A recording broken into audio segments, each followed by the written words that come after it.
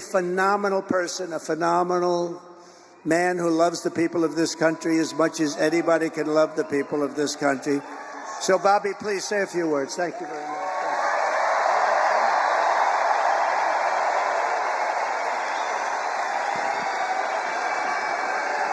Thank you. Thank you, President Trump.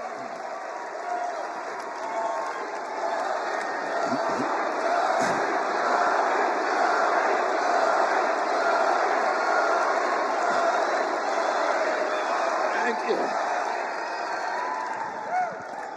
Now, a few hours after the assassination attempt at Butler, I got a call from a safe food advocate named Kelly Means, who's been fighting for many years to try to end the corruption at CDC and FDA and USDA. And these institutions, these regulatory agencies, are actually run by the big food processing companies, the big ag and the chemical companies that they're supposed to regulate. And he said to me that he'd been advising me for many years and on my campaign. And he told me that night that he was also advising President Trump. And he asked if I would talk to President Trump. And I said, of course. And about a few minutes later, I got a call from the president. And we talked. We had a very good talk. And then he invited me to come see him the next day. And I went to Minneapolis and saw him.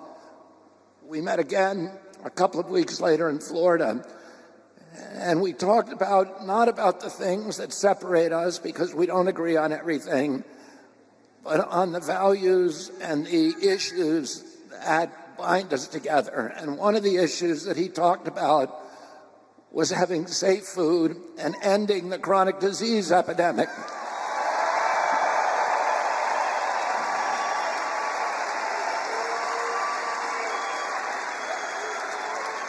Our children are now the unhealthiest, sickest children in the world.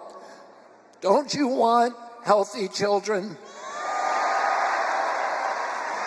And don't you want the chemicals out of our food? And don't you want the regulatory agencies to be free from corporate corruption? And that's what President Trump told me that he wanted. He also told me that he wanted to end the grip of the neocons on U.S. foreign policy.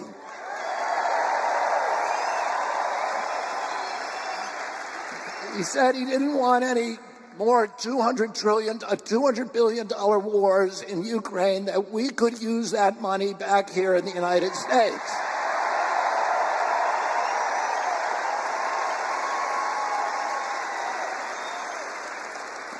And the best way to build a safe America is to rebuild our industrial base and rebuild the middle class in this country.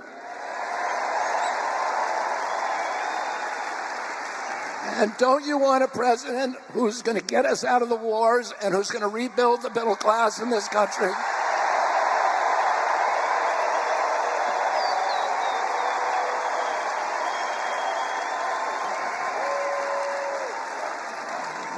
And he told me that he wanted to end the censorship because the whole basis of American democracy is the free flow of information. And we know that a government that can silence its opponents has license for any kind of atrocity. And can you think of any time that you can look back in history and say that the people who were censoring were the good guys?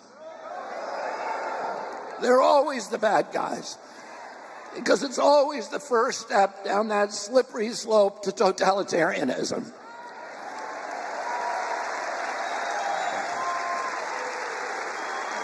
And don't you want a president who's going to protect America's freedoms?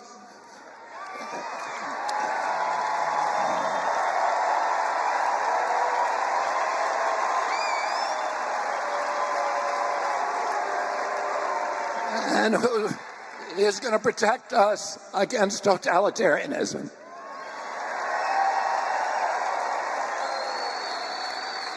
And I want to ask you again, don't you want a safe environment for your children? Don't you want to know that the food that you're feeding them is not filled with chemicals that are going to give them cancer and chronic disease?